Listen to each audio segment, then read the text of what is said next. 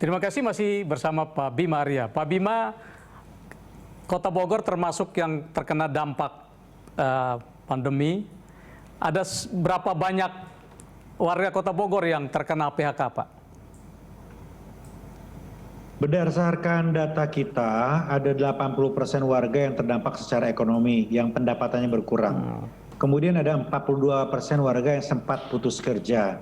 Nah, berdasarkan data juga ada sekitar 8% yang mengaku bahwa sampai hari ini masih putus kerja, masih belum bekerja kembali. Nah, kira-kira seperti itu angkanya. Nah, itu apa yang Pak Bima lakukan sebagai wali kota untuk membantu meringankan beban mereka, Pak? Nomor satu, kita lakukan proses normalisasi atau economic recovery. Artinya kita pastikan bahwa unit-unit usaha beroperasi dengan protokol kesehatan. Makanya kemudian kita buka pasar, toko, rumah makan, restoran dengan pengetatan protokol kesehatan. Itu poin pertama, yaitu normalisasi ekonomi atau economic recovery. Kemudian yang kedua, kita pastikan juga bantuan sosial itu sampai kepada warga yang dianggarkan oleh APBD kita. Setiap warga yang menerima masuk dalam catatan kita menerima Rp500.000 gitu. Dan yang ketiga, kita pastikan juga berbagai bantuan dari pemerintah. Seperti terakhir ini ada bantuan untuk UMKM, angkanya adalah 2,4 juta untuk setiap penerima. Ini sekitar 18.000 ada penerima di Kota Bogor. Ini juga menerima manfaatnya. Tuh. Kemudian yang terakhir, kita juga lakukan program economic rebound, yaitu membuka peluang-peluang baru yang tercipta di masa pandemi COVID ini.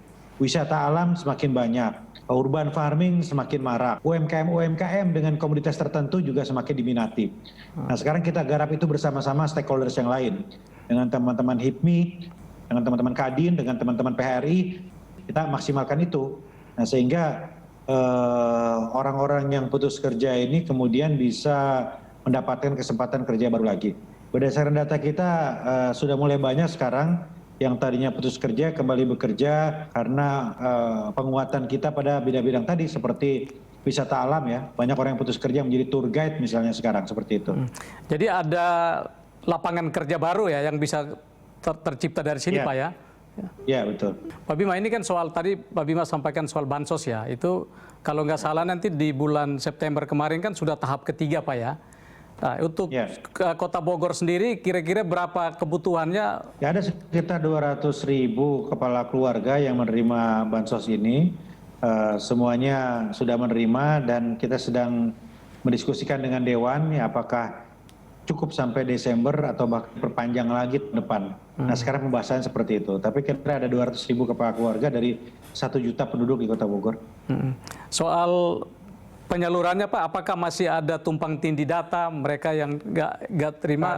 Nggak ada. Jadi itu terjadi ketika pertama saja. Tahap berikutnya kita sudah lakukan cleansing, sterilisasi dan perbaikan data sehingga fase-fase itu sudah lewat dan sekarang ya alhamdulillah semua sudah tepat sasaran. Ya. Pak Bima, ini kan di saat corona pemerintah mengesahkan Undang-Undang Ciptaker. Ini kemarin Bogor termasuk salah satu tempat yang buruhnya protes, Pak ya. Dan Pak Bima sendiri turun ke lapangan menemui buruh. Apa yang para pendemo itu sampaikan kepada Pak Bima? Poin-poin apa yang krusial ya? Ya, mereka menyampaikan beberapa hal seperti misalnya uang pesangon yang tadinya 32 kali, sekarang jumlahnya berkurang. Yang kedua tentang aturan mengenai outsourcing yang cenderung sekarang lebih kendor dan tidak terbatas lagi.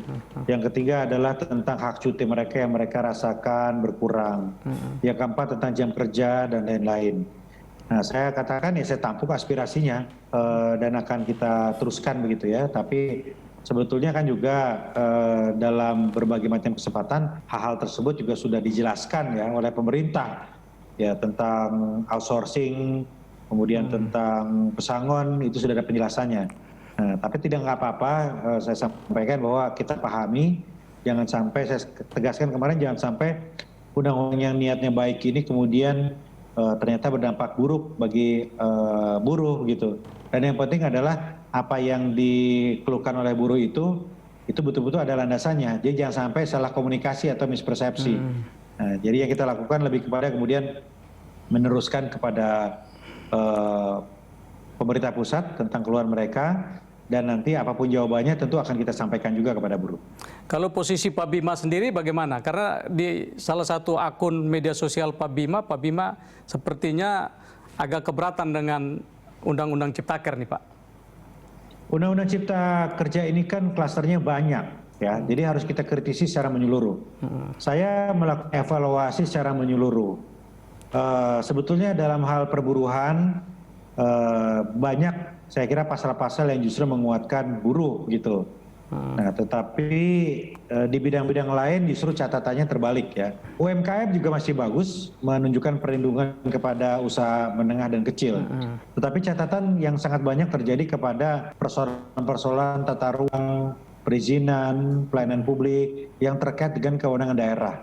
Jadi sekarang dalam soal kewenangan daerah sangat mudah untuk melihat terjadinya resentralisasi. Kewenangan daerah yang kembali diserahkan kepada pemerintah pusat. Itu klaster itu yang sekarang saya lihat sangat bisa dilihat ya. Kita lanjut segmen berikut. Pemirsa, tetaplah bersama Pak Bima Arya. Investasi lambat masuk itu karena masalah perizinan di daerah yang terlalu rumit dan bertele-tele. Jadi ini mungkin yang menjadi faktor kenapa dilimpahkan ke pusat nih Pak. Ya nggak bisa begitu, harusnya kan dilihat rumit dan bertele-tele itu di mana dan kenapa.